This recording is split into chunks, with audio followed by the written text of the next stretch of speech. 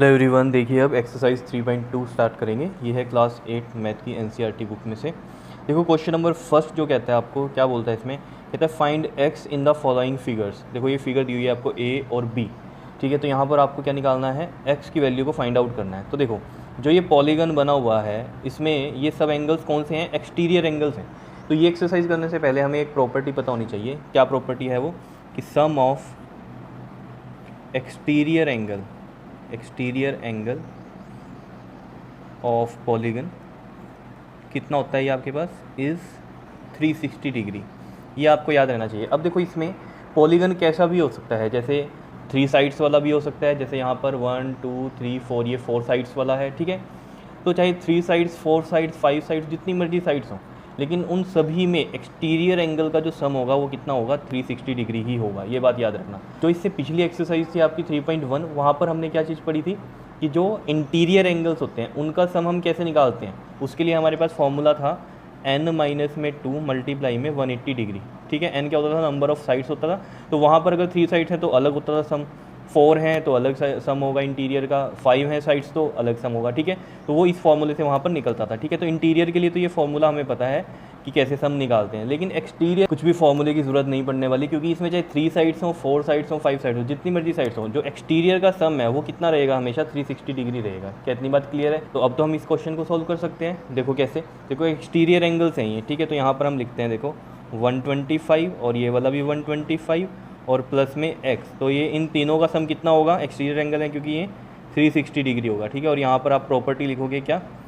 Some of exterior angle of polygon क्या होता है वो आपके पास इज़ 360 डिग्री। क्या इतनी बात क्लियर है? ठीक है। आप देखो 125 एंड 125 को ऐड करो, कितना होता है आपके पास 250, और साथ में है ये x एंड इक्वल टू ये 360 डिग्री। तो देखो यहाँ पर x यहीं पर रहने देंगे।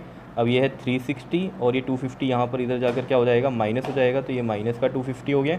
और यहाँ पर देखो अब 360 में से 250 जब हम माइनस करेंगे तो ये आ जाएगा आपके पास 110 डिग्री। क्लियर है इतनी बात? तो यहाँ पर x की वैल्यू कितनी आ गई, 110 डिग्री। क्लियर? तो ए पार्ट का तो आंसर ये हो गया आपके पास, ठीक है। अब बी पार्ट को सोल्व कर लेते हैं। देखो बी पार्ट में देखो ये जो डायग्राम है इसमें अब कितनी साइड्स हैं, 4 साइड्स हैं, लेकिन एक्सटीरियर एंगल का सम कितना रहने वाला है, यहाँ पर 360 डिग्री ही रहेगा। क्लियर? अब देखो इसमें जैसे ये भी एक्सटीरियर है, ठीक है, ये एक्सटीरियर है, ये यहाँ पर जो साइन है ये इससे पता चल जाना चाहिए 90 डिग्री है, ये 70 डिग्री है, ये एक्स हमें फाइंड आउट करना है। ये वाला एक्सटीरियर नहीं दिया हुआ यहाँ पर, तो कैसे करेंगे अब इसको। देखो एक्सटीरियर यहाँ नहीं दिया हुआ है, लेकिन अंदर जो साइन बना हुआ है इसका मतलब क्या है, ये 90 डिग्री है। तो 90 डिग्री और इसको मैं एंगल 1 मान लेता हूँ, ठीक है। तो देखो यहाँ पर ये लीनियर पेयर लग जाएगा। तो देखो एंगल 1 प्लस में 90 डिग्री इज इक्वल टू में 180 degree, that is linear pair. ये आपको पता चल रहा होगा अगर आपने पिछली एक्सरसाइज की है तो, ठीक है। तो लीनियर पेयर हो गया ये, और एंगल 1 यहाँ से कितना आ जाएगा आपके पास, 180 माइनस में दिस 90, ये 90 इधर जाके माइनस हो गया और ये 90 ही आ गया। एंगल 1 हमें पता चल गया कितना है, 90 डिग्री है। तो अब सम ऑफ एक्सटीरियर एंगल प्रॉपर्टी लगा देंगे इसमें, तो एक्स निकल जाएगा। देखो कैसे, देखो यहाँ से स्टार्ट करते हैं। एंगल 1 प्लस में 60 प्लस में ये 90 प्लस में ये 70 और ये है आपके पास x, और इक्वल टू लिखेंगे 360 डिग्री। और यहाँ पर कौन सी प्रॉपर्टी है वो लिख देंगे, sum of exterior angle of polygon कितना होता है, ये इज़ 360 डिग्री। इस 360 डिग्री लिखना है लिख दो, नहीं तो ये इतना भी लिख सकते हो यहाँ पर, sum of exterior angle of polygon. तो अंडरस्टूड है कि ये 360 डिग्री ही लिखा है आपने इसको, ठीक है। तो देखो यहाँ पर 60 है, ये 90 है, तो एंगल 1 की वैल्यू रख लेते हैं। चलो 90 प्लस में 60 और 90 कितना हो गया आपके पास, ये 150 प्लस में ये 70 प्लस में ये x और ये यहाँ पर 360 डिग्री। क्या इतनी बात क्लियर है या नहीं है, बताओ।